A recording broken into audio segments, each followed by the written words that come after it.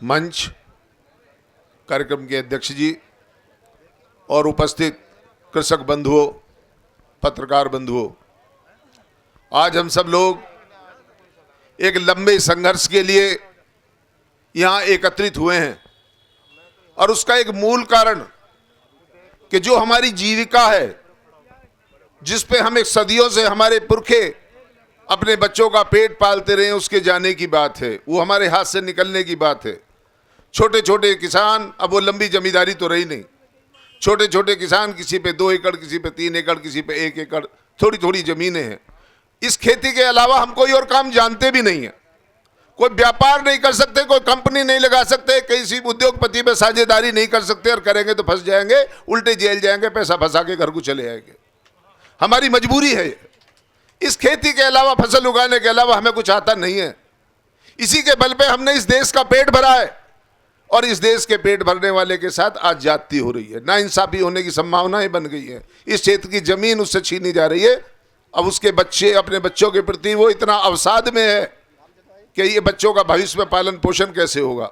थोड़ा बहुत पैसा सरकार ने दिया तो बर्बाद हो जाएगा, खर्च हो जाएगा, कुछ कर्ज देने में चला जाएगा, कुछ बेटी के विवाह में खर्च हो जाएगा, कुछ थोड़ा बहुत मकान ठीक करने में चला जाएगा, फिर उसके बाद क्या होगा। इन बातों को लेकर के आज किसान अवसाद में है, टेंशन है उसके दिमाग में कि मेरी आने वाली नस्लें क्या खाएंगी, कैसे गुजारा होगा, क्या होगा। क्योंकि मैं कोई और काम जानता नहीं हूं, इस खेती के सहारे हमारी पीढ़ी दर पीढ़ी हमारा लालन पालन हो रहा है बच्चों का, इसी के सहारे अपना गुजर बसर कर रहे हैं और इसे सरकार ने लेने की कोशिश कर रही है। तो ये भूमि हम नहीं देंगे, यही निर्णय यहाँ पे हुआ है और हम सब इसी के समर्थक हैं। लेकिन एक बात और कहनी है, 800 किसानों की भूमि जा रही है, यहाँ 80 लोग बैठे हैं, ये भी एक देखने की बात है। क्या इसी तरह से इतना लंबा संघर्ष चलेगा? ये मैं समझता हूँ कि हमें प्रयास करना पड़ेगा और सभी लोगों को उसमें शामिल करना पड़ेगा। किसी भी कीमत पे हम वो जमीन सरकार को नहीं देंगे। जहां तक सर्किल वर्किल रेट की बातें हैं, हालांकि उसके करने का कोई औचित्य नहीं, जब जमीन देनी नहीं तो क्या सर्किल रेट की चर्चा करनी। पर फिर भी उस दिन गए थे हम लोग और हमने लिखा पढ़ी भी इस संबंध में काफ़ी की है। और मैंने कहा कि 4 साल पहले जिस रेट में सरकार ने किसानों से जमीन ली थी, 9-10 लाख रुपए का लगभग उन्होंने भुगतान किया था, वो एक तरह से सर्किल रेट हो गया। सरकार ने जो पैसा भुगतान किया है वो सर्किल रेट ही तो हो गया और उसका 4 गुना सरकार को कायदे से किसानों को पेमेंट करना चाहिए, लेकिन सरकार नहीं कर रही है। तो हमारा तो पहली बात तो ये डिसाइड है कि किसी भी कीमत पे हम अपनी जमीन नहीं देंगे। इसी के सारे बच्चों की रोटी रोजी चलनी है और कुछ भी उसके लिए हमें सहन करना पड़े, कोई जुल्म जाती सरकार की, जो भी हम सहने को तैयार है।